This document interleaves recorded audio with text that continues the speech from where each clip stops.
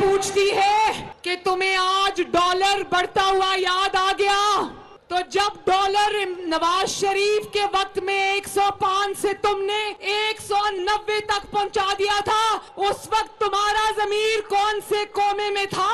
नवाज शरीफ के दौर के 35 रुपए किलो आटे को जब तुमने 80 रुपए पे पहुंचा दिया था, तुम्हारा ज़मीर उस वक्त कौन से कोमा में सोया पड़ा था? नवाज शरीफ के दौर की 55 रुपए किलो चीनी को जब तुमने 120 पर पहुंचा दिया, तो उस वक्त तुम्हारा ज़मीर कहां बनी गाला में सोया पड़ा था?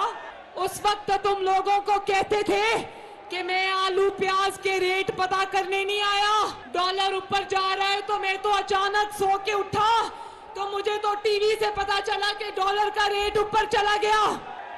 महंगाई करने वाला आज कह रहा है कि महंगाई हो गई।